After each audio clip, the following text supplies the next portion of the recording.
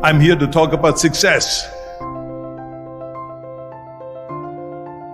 The first rule of success is to have a vision.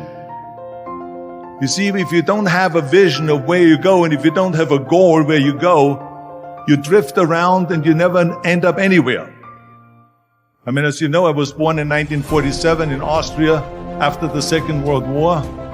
So I was very fortunate that I stumbled onto my vision. And I didn't really like Austria when I grew up. I couldn't wait to get out of there. I couldn't see myself becoming a farmer or a worker in a factory or anything like that.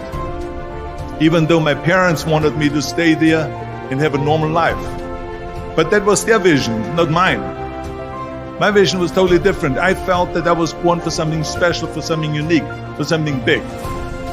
Then one day I went to school. I remember I was 11 years old. And they showed a documentary about America. And there they showed in this documentary the huge skyscrapers, the high-rises, the huge bridges, the 6-lane freeways, and all of this stuff. And I said to myself, that's where I want to be. I don't want to be around here with these little farmhouses and these little buildings. I want to be in America. One day after school, I walked by a store in Graz. So I went inside and I looked around, and then I saw a magazine. I saw a bodybuilding magazine that had Reg Park on the cover. Reg Park was then a 3-time Mr. Universe.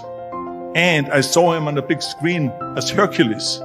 I read that and I said to myself, wow, this is the blueprint for my life. This is exactly what I want to do. I want to become a bodybuilding champion just like Reg Park. I want to get into movies just like Reg Park. And I want to make millions of dollars and be rich and famous just like Reg Park. Do you know how great it felt that I knew where I was going? Imagine the majority of people don't know where they're going. I knew where I was going, that I'm going to become this bodybuilding champion just like him. So it was just a question of how do you do it? I was so relieved because when you have a goal, when you have a vision, everything becomes easy. So people always ask me, when they saw me in the gym in the pumping iron days, they say, why is it that you're working out so hard? 5 hours a day, 6 hours a day, and you have always a smile on your face. And I told people all the time, I said, because to me, I'm shooting for a goal. In front of me is the Mr. Universe title. So every rep that I do gets me closer to accomplishing that goal, to make this goal, this vision turn into reality. Every single set that I do, every repetition, every weight that I lift will get me a step closer to turn this goal into reality.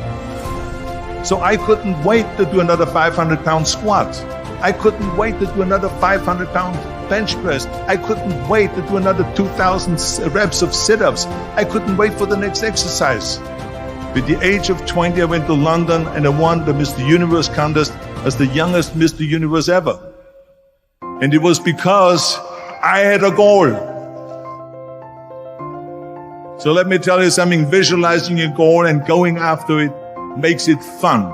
You got to have a purpose no matter what you do in life. You got to have a purpose. 74% hate their job in America. Now, this is not much different when you come to Europe. The majority of people don't like what they're doing because they're really not doing it because they didn't have a goal and they followed this goal. They just aimlessly drift around, and then all of a sudden there's a job opening, so they get that job because you have to work. But then when you work, it's a chore. It's work. It's not fun. So if you think about it, only a quarter of the people really enjoy what they're doing in life. That is unbelievable if you think about it. So I felt so blessed that I knew what I was doing. It's like a medical student that studies and knows he wants to become a doctor. You know where to go.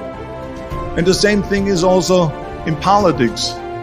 I remember that in politics, I had a very clear vision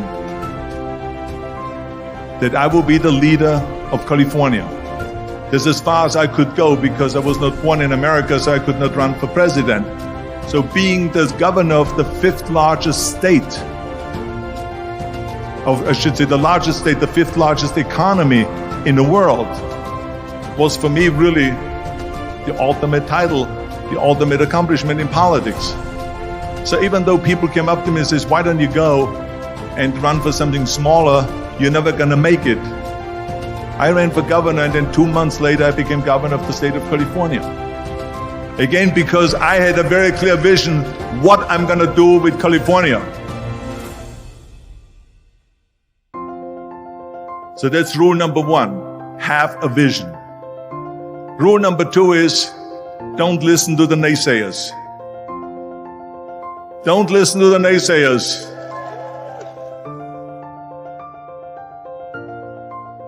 Everything I ever did, the thing that I heard out of people's mouth was, that's impossible. That can't be done.